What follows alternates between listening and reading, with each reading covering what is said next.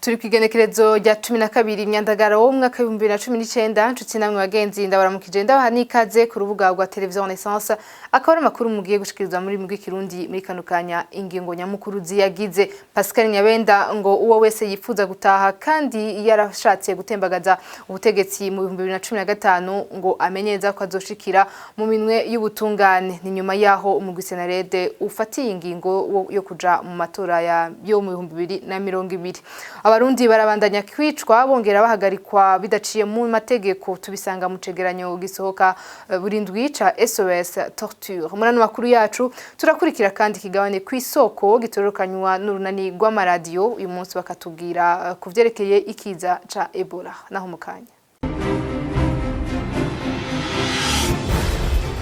Daseko ikaze murano makuru yacu tuyatanguriye mu bijanye na politique kuva aho umugwi Senarede ufatiye ingingo yo kuja mu matora yo 2020 abenshi baracabandanya kugira ico bavuze Pascal Nyabenda arongoye inama nshinga mateka abwira abanyagihugu yuko uwo wese ashaka gutaha ariko akaba yarashatse gutembagaza ubutegetsi bwo mu 2015 uyo azotaha ariko agashikira imbere y'ubutungane tumukurikira ku bantu bahunze bahiye coba bagati ngo zabo nyiricubera umukuru w'igihugu mu mumpera amashimwe cyane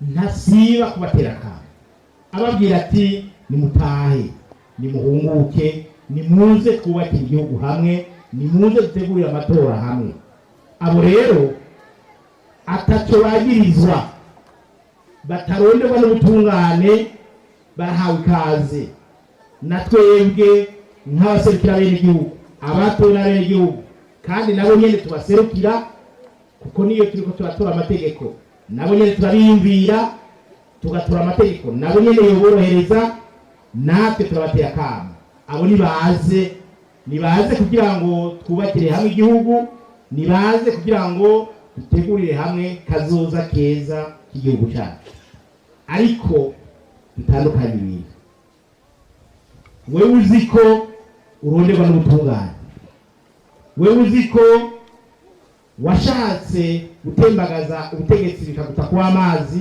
kuri ryagenekerezo rya 13 kwezi kwa 5 2015 nawe ukavuga uti nanye shaka gutaha ntawe kubije gutaha mu gihugu cyawe mugabo wewe biratandukanye n'uriya yahiye cyo wewe uzoza ushikira imbere y'ubutungane ibyo babyumve babitahure ntibabe bibaza ngo haratanga ikigongo cy'ikivunga kurondera gutembagaza ubutegetsi ni icaha gikomeye gihanwa n'amategeko nayo mu bijanye n'umutekano abantu 4 nibo bamenyekanye ko bishwe abandi 5 barahagarikwa bidakurikije amategeko muri yindwi tuhejeje nkuko tubisanga mu cegeranyo cishiramwe SOS torture Burundi eme kwizera jejwe kumenyesha makuru muri SOS torture aravuga ko muri abo 3 ntibahamenyekanye icabishe kuko ababishe baciye bihutira kubahamba mw'ishamba ryo mu kibira Ikigeranyo cha SOS torture cyo muri ndwi heze kigagaruka cyane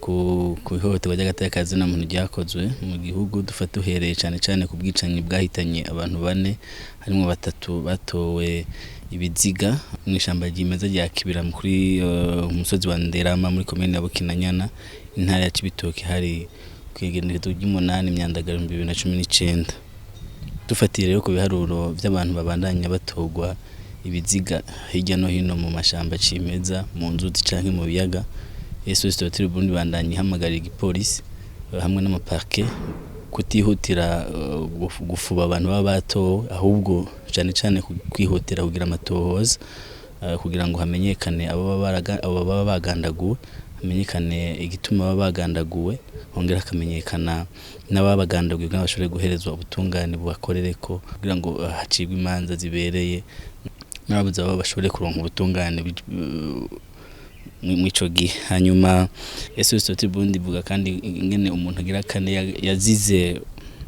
ibikorwa by'ihohoterwa yakorewe n'abapolisi bo kirindiro ca kumugwa mukuru wa commune Gihanga mu ntara ya Bubanza aho hari kwigenekerezo rya gatatu myandagaro 2019 imugihe yarahagaritswe ariko aritahira mu rugo iwe.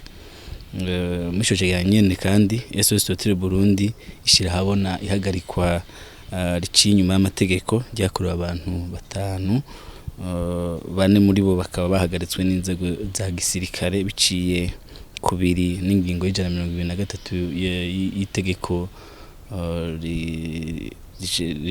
yerekana ingene imanza zitohozwa ziburanishwa zongera zigacibwa.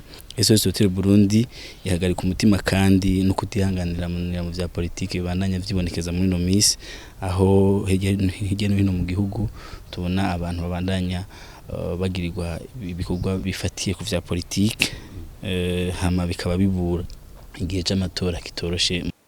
Ubijanye n'agateka kazina muntu naho umuntu mbere yo kwerekana ko abanyororo bakwirikiranwa ku vyaha vya politike bakorerwa amabi atandukanye na cane bifatiye ku kutaburanisha imanza zabo ku gihe, Hakati Burundi yasohoye urwandiko aho yerekana amahinyu yagiye ararangwa mu rubanza rw'abasoda n'abapolisi bakurikiranwa mu rubanza rw'igandagurwa rya General Adolphe Nshimirimana kurikira Jean-Claude Niburumusi ku bwa Hakati Burundi.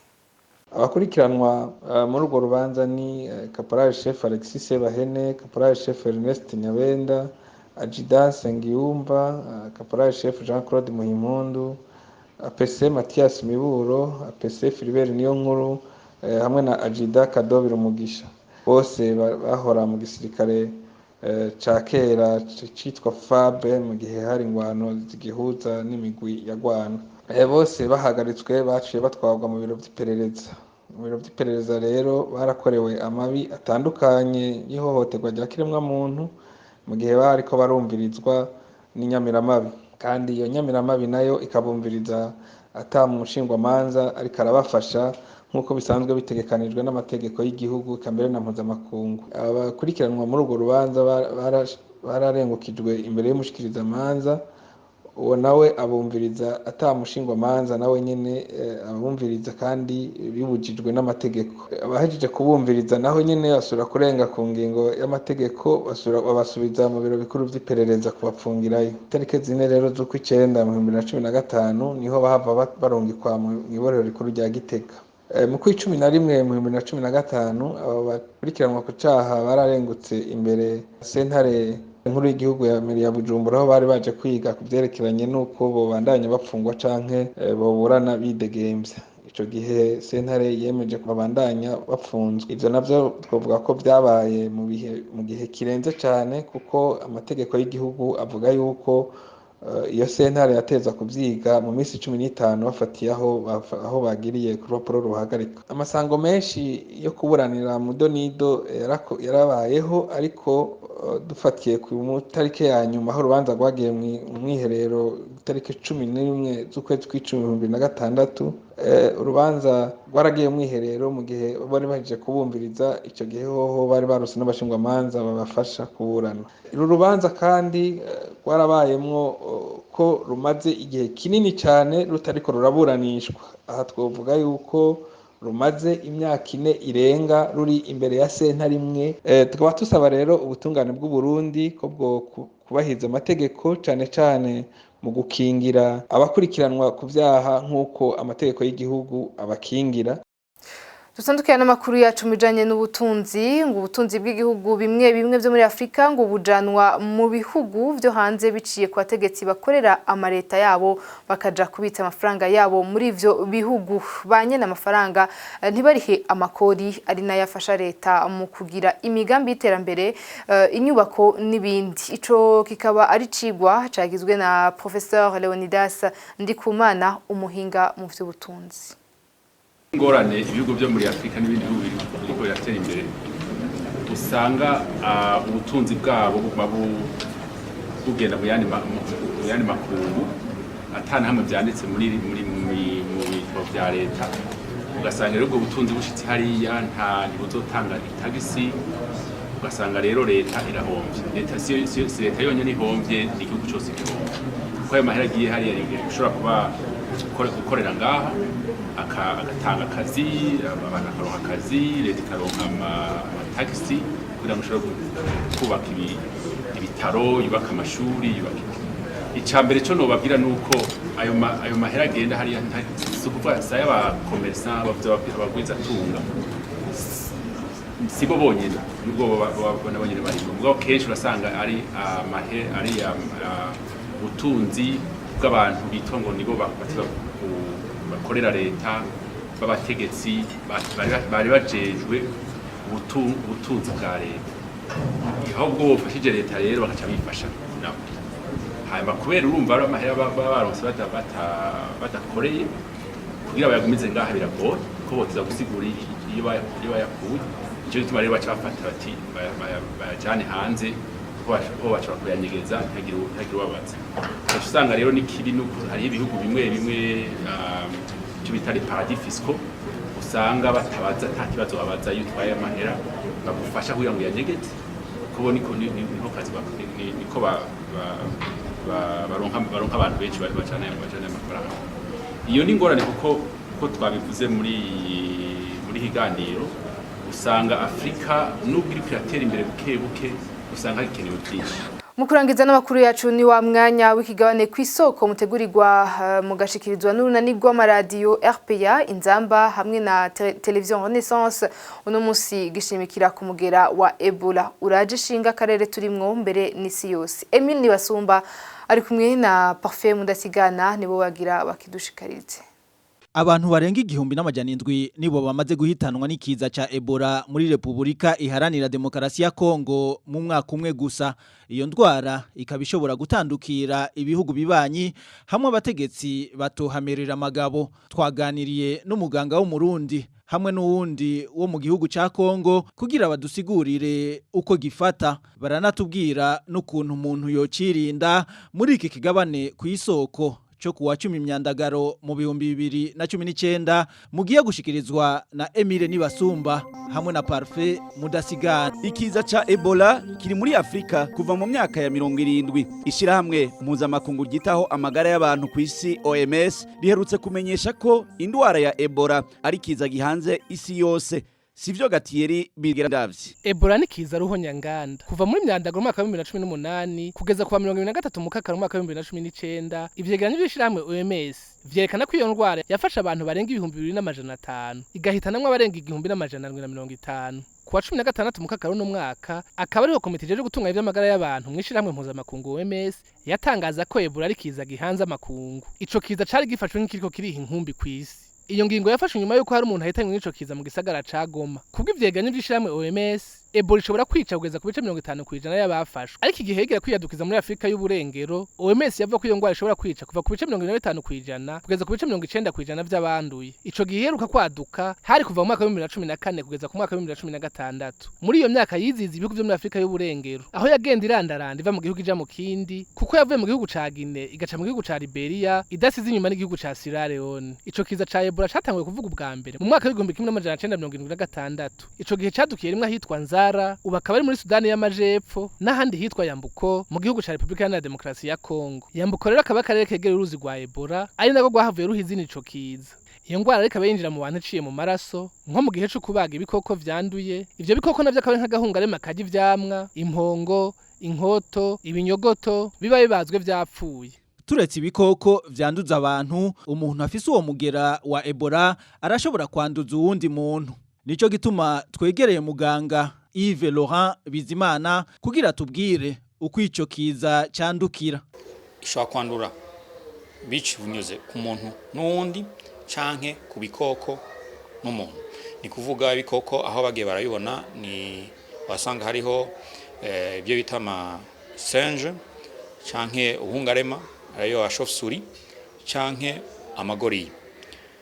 Gushika ubu rero uko igenda irandura nuko yandura biciye mu maraso. Ni kuvuga umuntu afise yanduye agwaye Ebola ikabigaragara ko yanduye ashobora kuyanduza n'undi biciye mu maraso canke bigaca nko mu mate nabita amasalive canke yabize ibyuye ugasanga arakwandukije canke ugasanga yaragwaye agatangura kudahwa kuvomisa muri ico gihe ushobora kuyandura canke umuntu ayigwaye naho nyene ashobora kuyikwanduza canke umuntu yaragwaye agapfa naho nyene urandura ushoboye kuba en contact canke uguhura nawe. Ni gute none abantu bo kwifata mu kwikingira ico kiza? Ubwa mbere nuko abantu bose bakwiye kuza barakaraba. Ni kuvuga gukaraba intoki kugira ngo mushobore kwirinda ico corezo. Icya kabiri barakubwira bati umuntu wese nagerageze kugabanya ingendo zo kuja muri Kongo kuko abariho hari icorezo.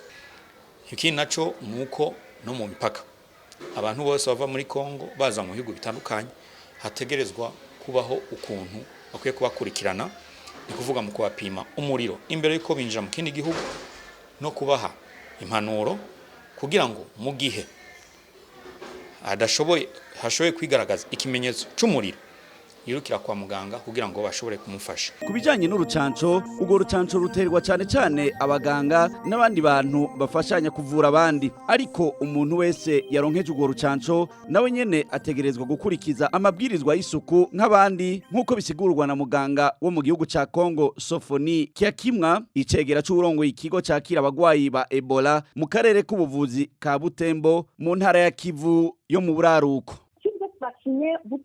Naho uba wacandazwe urashobora kwandura Ebola. Rero naho uba wacandazwe utegerezwa gukurikiza amabwirizwa y'isuku nk'abandi. Urucanco ico rufasha nukongereza inguvu abasoda bo mu mubiri, bigatuma naho uwo mugera ugufata ushobora kurokora ubuzima bwawe ugiye kwa muganga hakiri kare. Amashirahamwe mpuzamakungu hamwe n'abahinga batandukanye bashira Uburundi mu bihugu bishobora gutandukirwa n'uwo mugera umwanya wari wo wose. Igihugu cy'u Burundi none coba kiriko gikora iki kugira kizitire kitaronegwa? Inyishu ni mu kigabane kw'isoko cyo mu ndwiza. Emile Nibasumba na Parfait Mudasigana turabakengurukiye naho ubutaha.